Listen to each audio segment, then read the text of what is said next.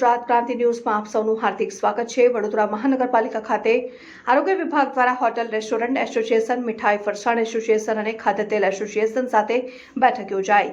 સ્વાદ રશિયાનું આરોગ્ય બહારની વાનગીઓ આરોગવાથી ન ચૂકવાય તે માટે વડોદરા મહાનગરપાલિકાનું આરોગ્ય વિભાગ એક્શનમાં આવ્યું।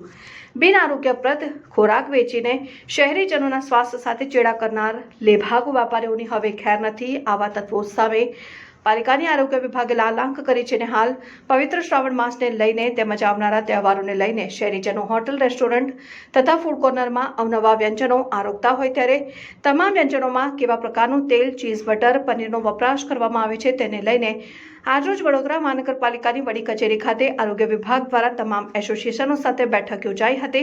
હાલ ગુજરાત સરકાર દ્વારા મોકલવામાં આવેલ ગાઈડલાઈનનું પાલન થાય સાથે દંડની જોગવાઈમાં સુધારો કરવા જઈ રહી છે, જેની માહિતી આપવામાં આવી હતી। હોટલ, રેસ્ટોરન્ટ, મીઠાઈ ફરસાણ અને તેલ એસોસિએશનના સભ્યોને તાકીદ કરવામાં આવી છે કે વાનગીઓમાં વપરાતું cheese, butter, paneer food safety act પ્રમાણે છે કે નહીં તથા ચીઝ પણ ચીઝ છે કે નહીં, ફાસ્ટ સ્પ્રેડ અને બટર ઓરિજિનલ બટર છે કે ફાસ્ટ સ્પ્રેડ છે તેની જાણકારી ગ્રાહકોને આપવાની રહેશે। તેવી જ રીતના જ ફરસાણ બનાવતા વેપારીઓને પણ તાકીદ કરવામાં આવી છે કે તેઓ ફરસાણ બનાવવામાં કયા પ્રકારનું તેલ ઉપયોગ કરી રહ્યા છે તેની પણ જાણકારી આપવાની રહેશે। નોંધનીય બાબત છે કે આરોગ્ય વિભાગ દ્વારા નાગરિકોના અભિપ્રાય પણ માંગવામાં આવશે જેથી આરોગ્ય વિભાગ સારી સેવાઓ પૂરી પાડી શકે।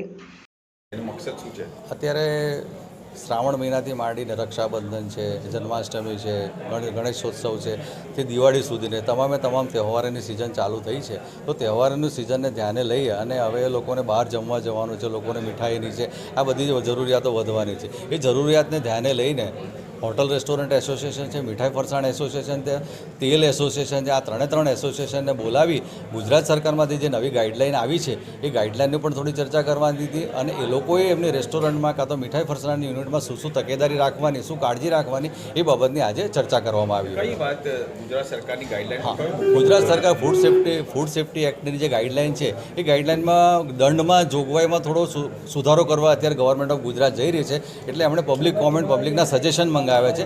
તો સજેશન કેવી રીતે આપી શકાય, કયા સજેશન એ લોકો પણ આપી શકે એ પ્રકારની ગાઈડલાઈનને આજે આયોજન। 10 લાખથી ઉપરના લોકો પાસે રજીસ્ટ્રેશનની પણ નથી એવી એક વાત ચાલી રહી છે। હા, એટલે કામ કરો પણ કેવી રીતે જોઈએ? હા, એટલે 12 લાખ એકચ્યુઅલી 12 લાખથી ઓછું હોય તો રજીસ્ટ્રેશન જોઈતું હોય છે, 12 લાખથી વધારે હોય તો એને લાયસન્સ લેવું પડતું હોય છે।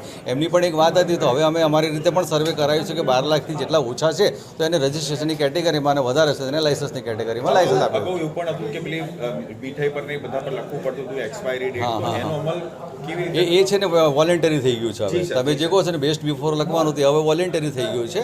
પણ બીજી વસ્તુ કે કઈ વસ્તુનો ઉપયોગ કરે છે, ધારો કે ફરસાણ બનાવે છે તો પામ ઓઇલમાં બનાવે છે કે કપાસી તેલમાં બનાવે છે એ બી એને ડિસ્પ્લે કરવાની, એ બાબતની બી આ લોકો એમના એસોસિએશન જોડે ચર્ચા થઈ। પનીર વાપરે છે તો પનીર જ લખવું પડે, મીડિયમ ફેટનું વાપરે છે, લો ફેટનું વાપરે છે કે પનીર વાપરે છે એ બી એમને ત્યાં દર્શાવવું પડશે।